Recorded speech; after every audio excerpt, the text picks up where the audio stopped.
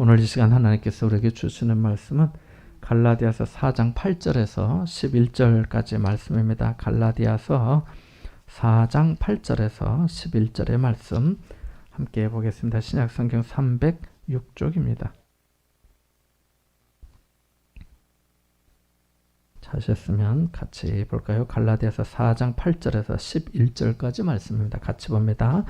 그러나 너희가 그때에는 하나님을 알지 못하여 본질상 하나님이 아닌 자들에게 종노릇 하였더니 이제는 너희가 하나님을 알 뿐 아니라 더욱이 하나님이 아신 바 되었거늘 어찌하여 다시 약하고 천박한 초동학문으로 돌아가서 다시 그들에게 종노릇 하려 하느냐.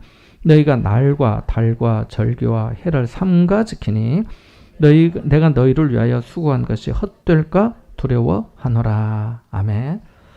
내일 모레 추석입니다마는 설이 지나고 나는 그 정월에 저희 할머니께서 운세나 사주팔자를 복원 하셨습니다.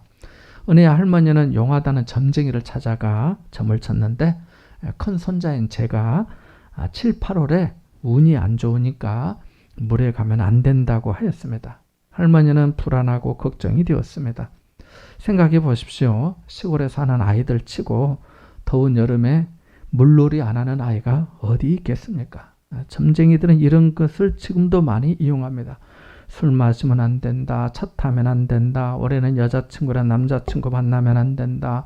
외국에 가면 안 된다. 또 나이를 한번 들어보더니 구자가 들으면 안 된다 하면서 또 돌아가신 누구 때문에 안 된다고 하면서 이런 것을 이용하곤 합니다. 제 고향 마을에 큰 저수지가 있어서 들고 나는 수로에서도 충분히 물놀이를 할 수 있었거든요. 붕어와 미꾸라지를 잡고요. 또 입이 큰 메기도 잡고요. 어른 손만한 조개도 잡고 했거든요. 또 어쩌다 자라도 잡고요. 할머니는 우리 손자에게 무슨 일이 생기면 나는 못 삽니다. 어떻게 해야 합니까? 내가 부적 하나를 써줄 테니 이것을 손자 속옷에 바느질해서 넣어두세요. 그러면 별일 없어요. 어느 날 아침 할머니께서 속옷과 부적을 제게 보여주시면서 이렇게 말씀하셨습니다. 내가 속옷에 주머니에 만들어 놓았으니까 갈아입을 때마다 이것을 넣어라. 잃어버리지 말고 간수 잘해라. 어린 마음에 그것이 나를 지켜주는 뭐라도 되는 것처럼 한동안 줄기차게 가지고 다닌 적이 있습니다. 진짜입니다. 제가 불신 가정에서 태어나서 우리가 주일마다 갈라디아서의 말씀을 배우고 있는데요. 여러분이 아시다시피 갈라디아의 성도들은 한때 신전에서 우상을 숭배하던 사람들이었습니다. 다는 아니라도 어쨌든 그 당시의 문화가 지배적인 문화가 그랬거든요. 그것이 자신들의 생활이었고 자신들의 지배적인 문화였습니다. 다 그렇게 하고 사니까 그에 대해 어떤 의심이나 거부감도 없었습니다. 방종하고 부도덕한 생활을 하기도 했습니다.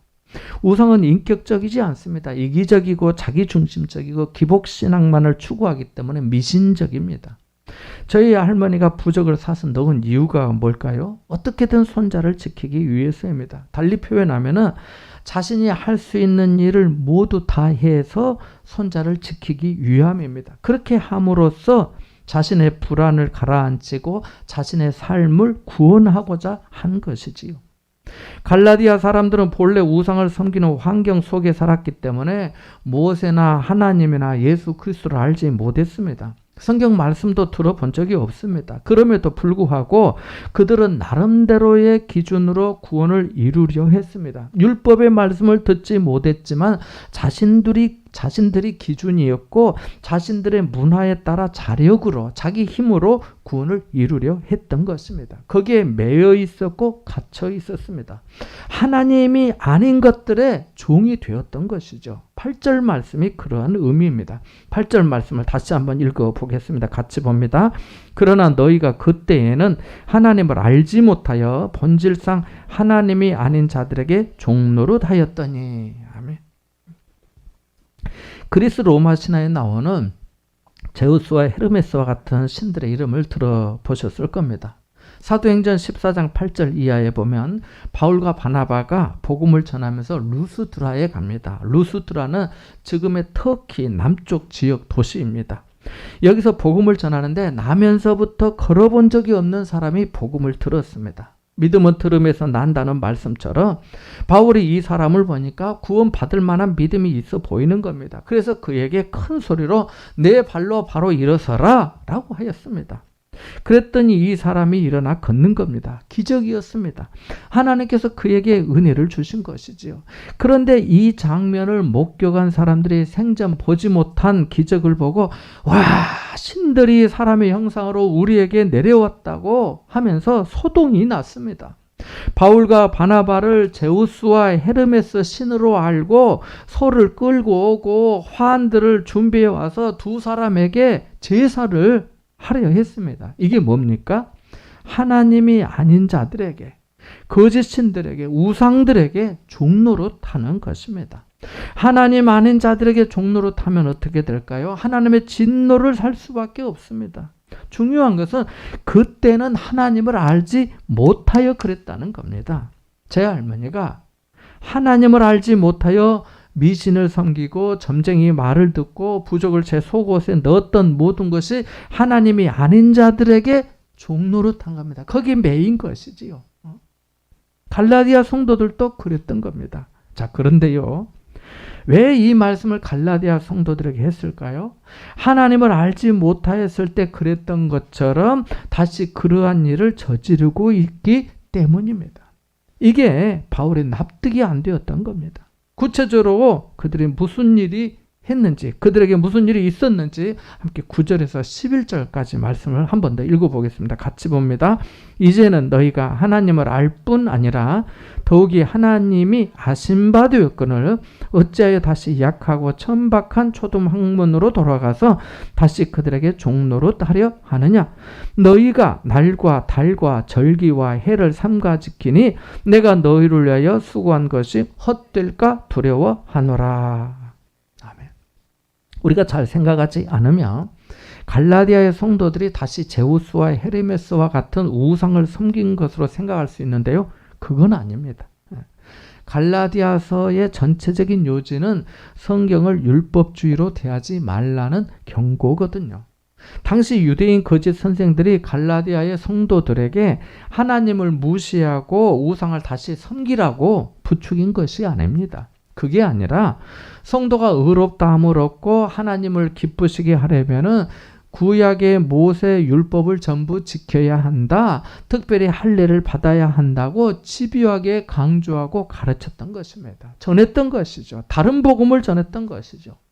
갈라디아서 2장 14절 이하의 말씀처럼 이방인을 억지로 유대인답게 살게 하려 하고 율법의 행위로서 의롭다함을 얻도록 부추긴 것입니다. 그래서 사도 바울은 그러한 율법주의 신앙의 노력도 우상 섬기는 이교도 신앙과 다를 바 없다는 겁니다. 왜냐하면 방법만 다를 뿐이지 양쪽 다 자신이 구원자가 되려 하기 때문입니다. 하나님을 알지 못할 때는 우상도 섬기고 점도 치고 부족도 넣고 다녔지만은 9절에 어떻게 말씀합니까? 이제는 너희가 하나님을 알 뿐 아니라 라고 말씀합니다.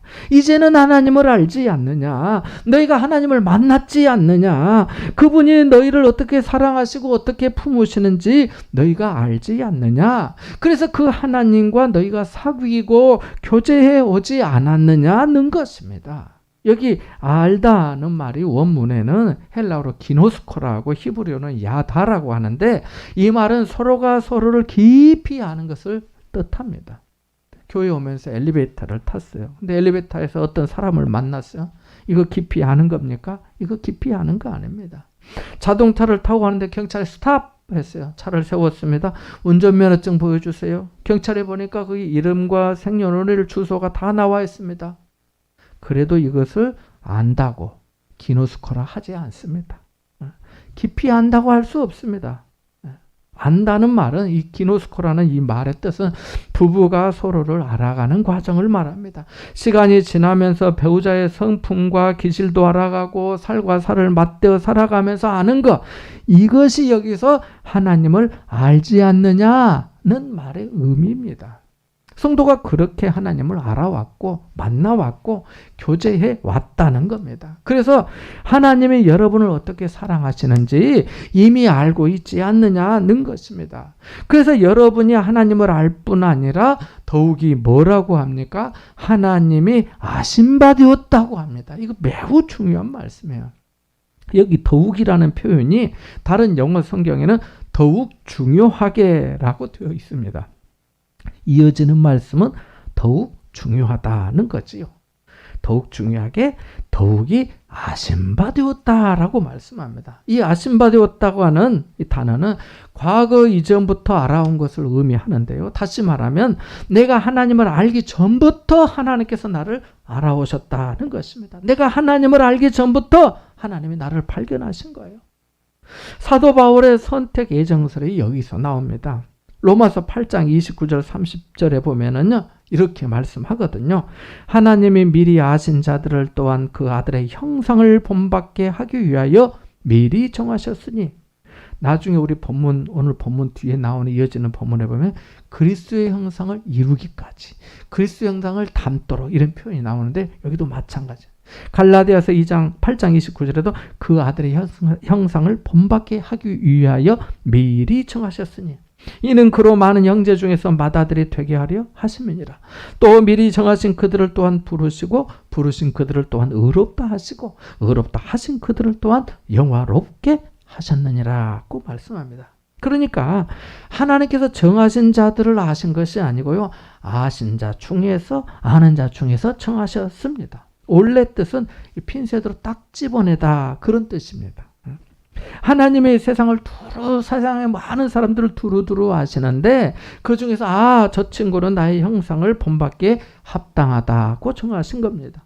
그리고 그 정하신 자들을 부르셔서 의롭다 하시고 의롭다 하신 자들을 또한 영화롭게 하신다는 겁니다. 그러니까 우리가 하나님 앞에 부름 받았다는 것은 하나님이 이미 우리를 알고 계셨다는 거죠. 나의 성품도, 나의 속성도, 내가 가진 기질도, 잠재력도, 가능성도, 또 인간적인 연약함과 한계까지 속속들이 다 알고 계신 가운데서 나를 정하시고 부르셨다는 것입니다. 그러니까 내가 나를 알면 알수록 나는 하나님 앞에 부름받아서 주님의 일을 할 자격이 되지 않는다는 것을 더욱더 깊이 알게 되는 것이죠.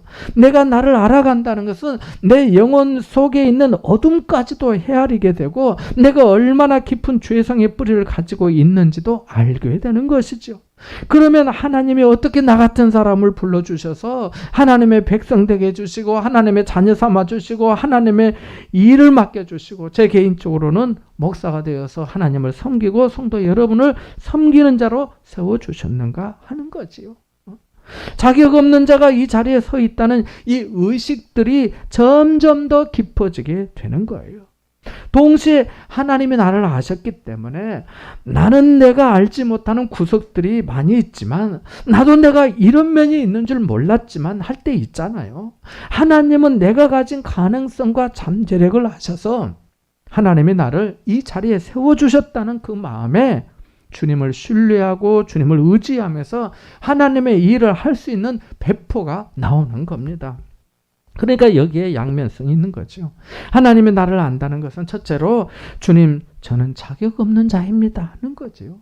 두 번째로 그럼에도 불구하고 하나님이 저를 택하신 하나님의 안목을 믿습니다는 거지요. 왜 야곱을 택하고 에서를 버렸는지 우리는 모릅니다. 하나님은 아십니다.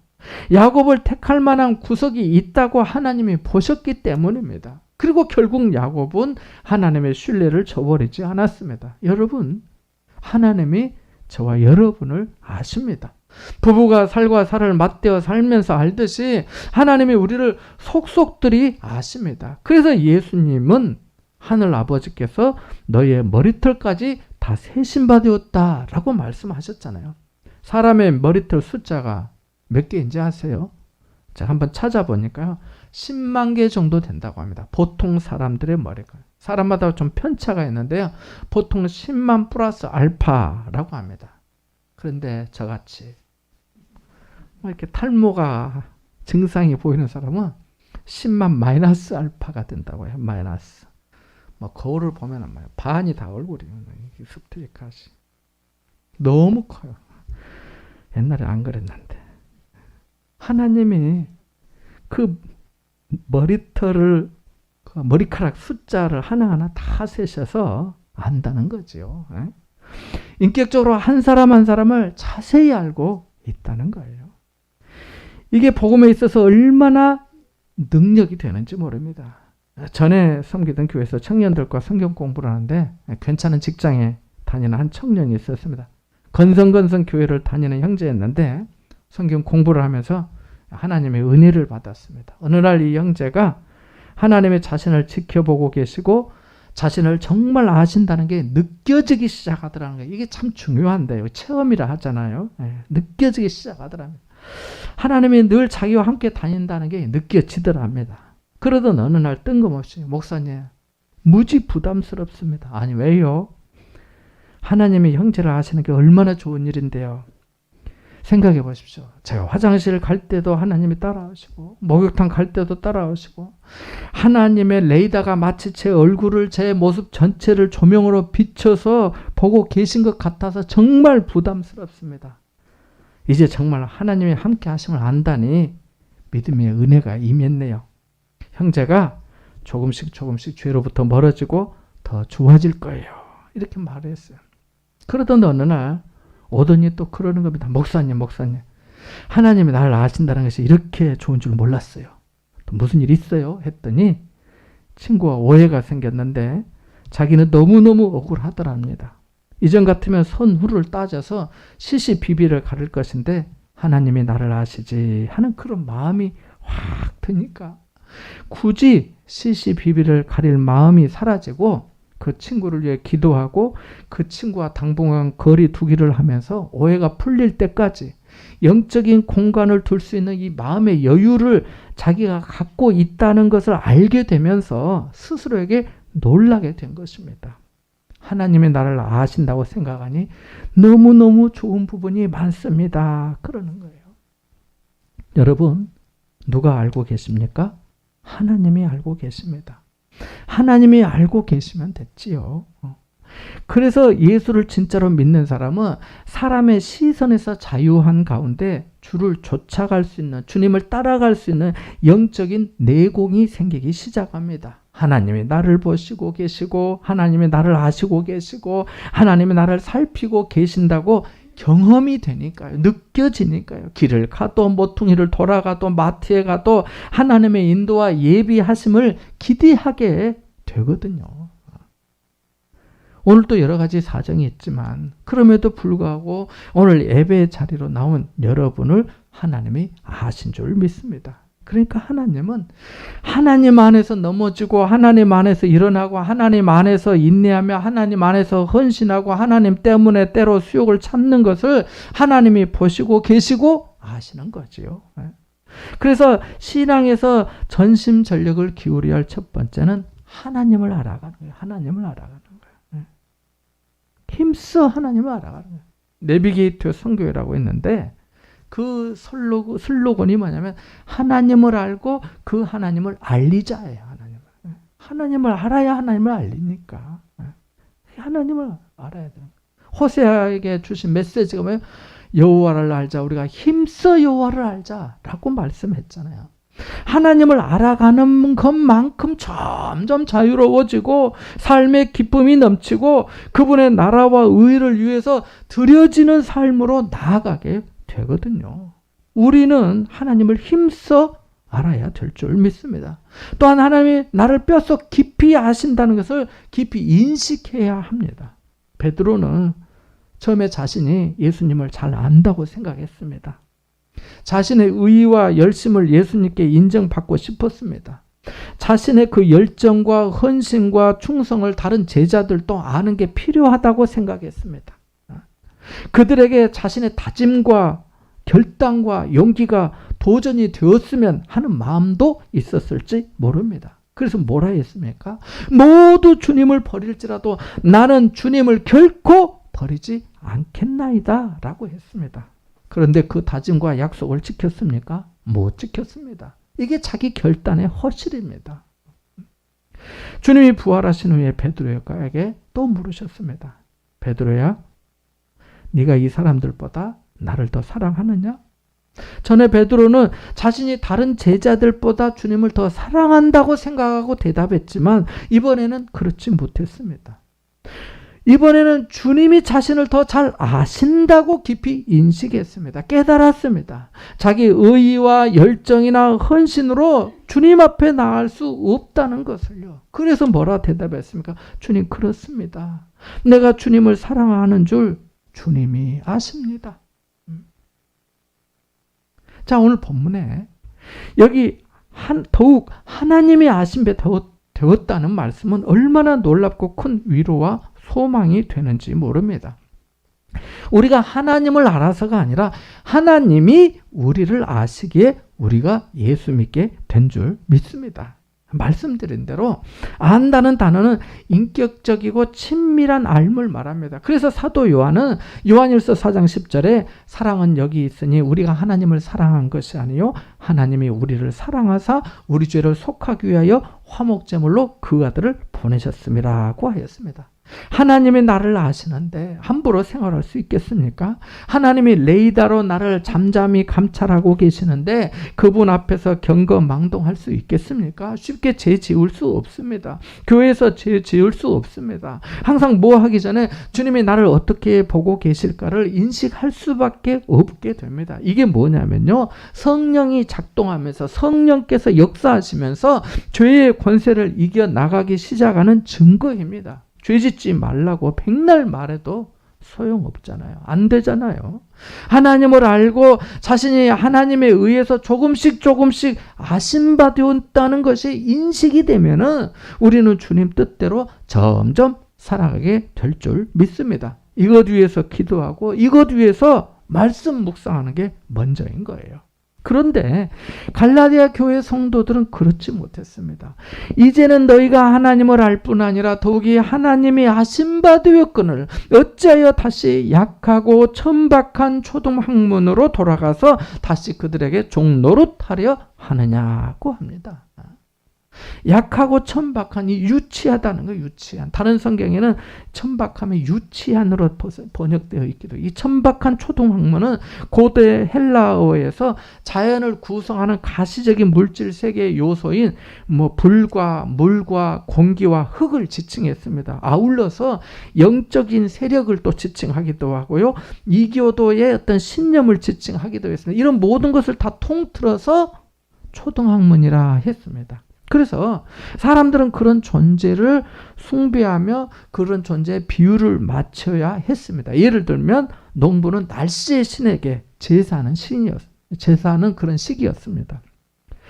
우리가 만일 재물을 얻는데 최고의 소망을 둔다면 우리는 재물에 지배당하는 종이 됩니다. 완전히 돈의 위력에 놀아나게 될 것입니다. 돈이 잘 모이지 않으면 참담해지고 돈이 충분히 생겨도 만족을 얻지 못하고 더 얻으려 합니다. 하나님 아닌 것을 하나님처럼 대하면 영적으로 그것의 종이 되는 거죠. 대표적인 게 마약 아니겠습니까? 끌려가잖아요. 복음이 없다면 우리는 우상의 종이 될 수밖에 없습니다. 바울이 강조한 이 종노릇의 위력이 얼마나 대단한지 우리의 생각을 어그러뜨리고 눈을 가리고요, 행동을 왜곡하게 할 수 있는지 느낄 필요가 있습니다. 행복이나 가치의 조건이 예수 그리스도 외에 다른 무엇이라면 바로 그것이 우리의 주인이며 우상입니다. 왜 우상을 섬길까요? 왜 날과 달과 절기와 해를 지키려 할까요? 하나님의 예수 그리스도 안에서 자신을 사랑하신다는 것을 확신하지 못하기 때문입니다. 불안하기 때문이에요. 이런 불안은 교만을 낳고 자신의 의의를 내세우는 격한 변호를 하게 되고요. 남을 향한 방어적 비판을 나타내곤 합니다. 그는 바리새인처럼 율법적 의에 필사적으로 매달리게 됩니다. 그러다 보니까 시기와 질투의 죄가 나오기도 합니다. 갈라디아의 성도들은 날과 달과 절기 지키는 것을 하나님 잘 섬기는 것으로 생각했습니다. 우리로 치면은 교회 절기 잘 지키는 것을 말합니다. 그것을 신앙생활 잘하고 예수 잘 믿는 것으로 생각한 거예요. 의식주의지요, 의식주의. 개신교는 1년 52주 모든 절기를 다 지키려 하지 않습니다. 개신교회가 꼭 지키려 하는 몇 절기가 있습니다. 신년 감사주일, 새해 시작할 때요. 사순절, 고난주일, 부활절, 또 성탄을 기다리는 대림절입니다. 추수감사절은 미국에서 시작되어 전해온 것이잖아요. 나머지는 성령께서 역사하실 수 있는 시간과 공간의 자리를 만들어 놔야 하는데 그것을 안 지키면 무슨 큰 죄를 지은 것처럼 불경건인 것처럼 생각하는 경향이 있는데 반드시 그것이 예수 잘 믿는 것이라 할 수 없습니다. 갈라디아의 성도들은 예를 들면 초하루를 지키고요. 속죄일에 금식하고요. 또 무슨 달을 지키고요. 6월절, 7.7절, 초막절 절기를 지키고요. 올해는 희년의 해로 지켜야 되는가 하면서 또 생각하고요. 내년은 무슨 해라 하면서 그것들을 지켰던 겁니다. 앞서 말씀드린 것처럼 이방이 유대인 된 거예요. 그게 복음이 아니잖아요. 그러다 보니까 하나님 아는 것을 소홀히 하게 되고 행사에 신경 쓰고 분주하느라고 사도 바울의 목회적인 수고까지 헛되게 한 것입니다. 바울은 이게 두려웠던 거예요. 사랑하는 여러분, 절기를 지키느라 하나님을 힘쓰어하는 일을 소홀히 하지 않기를 바랍니다. 루터가 갈라디아서를 묵상하면서 종교 개혁의 핵심으로 붙잡았던 것이 바로 이 부분입니다. 가톨릭이 온갖 의식과 절기 속에 교회를 집어넣어서 성례전에 떡과 포도주를 먹을 때 그것으로 예수님과 연합한다고 생각하는 미신적 신앙을 갖게 된 거예요. 그러면서 정작 하나님과 자신들의 거리는 엄청나게 멀어진 것을 발견한 거죠. 원수가 우리 속에 흔히 역사합니다. 의식과 절기 속에 성도들을 집어넣어서 하나님과 인격적인 만남이나 교제나 사귐 없이 자신들이 예수님을 잘 믿고 있다고 생각하도록 착각하게 만드는 거지요. 그래서 루터는 교회 안에 꼭 지켜야 할 몇 가지, 한 7가지 정도의 예식 외에는 다 자유롭게 하였습니다. 왜냐하면 성도가 기도하고 말씀을 묵상하면서 하나님을 알고 하나님이 보시고 계신다는 그 의식 속에서 놀라운 신앙의 풍요함을 보고 듣고 경험하길 원했기 때문입니다. 우리는 하나님 앞에 아름답거나 사랑스러워질 필요가 없습니다. 이미 사랑스럽습니다. 내가 너를 보배롭게 여기고 존귀하게 여기고 내가 너를 사랑하였으니라고 말씀하시잖아요. 내가 너를 잠잠히 사랑한다고, 그래서 기쁨을 이기지 못하신다고도 말씀하시잖아요. 하나님이 우리를 이미 하시기 때문입니다. 그러므로 우리는 남의 인정이나 스스로의 인정을 우상으로 삼을 필요가 없습니다. 사도 바울도 고린도 교회에 쓴 편지에 그랬잖아요. 내가 남을 판단하지 않고 나도 나를 판단하지 않는다. 남을 너무 많이 신경 쓰고 살지 않는다는 거예요. 그래야 기쁨이 있죠. 그래야 감사가 있죠. 그래야 성도의 그리스도 안에서 자유를 누리는 거 아니겠습니까? 지난 주일에 하나님이 우리를 보실 때 어떻게 보신다고 말씀드렸습니까? 예수 그리스도와 같이 봐주신다 했습니다. 그리스도로 옷 입은 자로 봐주신다 했습니다. 하나님의 아들과 딸로 상속자로 봐주신다고 했습니다. 오늘은 우리를 아신 바 되었다고 말씀하십니다. 그런데 왜 율법주의와 의식주의에 자꾸 빠지고 그것의 종로로 타려 하느냐는 것입니다. 예수 믿는 신앙은 우리를 향한, 하나님을 향한 우리의 중심보다 우리를 향하신 확고부동한 하나님의 마음인 줄 믿으시기 바랍니다. 그래서 은혜인 거예요. 우리 행위로 자아상을 세우려 할 필요가 없습니다. 주님 앞에서 입지를 다질 필요가 없어요. 그냥 그분을 사랑하면 됩니다. 의지하면 됩니다. 주님이 이미 우리를 아시기 때문입니다. 나를 알고 계시니 얼마나 큰 은혜입니까? 이 사랑과 은혜를 기억하며 승리하는 복된 여러분 되시기를 주님의 이름으로 축원합니다. 잠시 말씀을 묵상하겠습니다.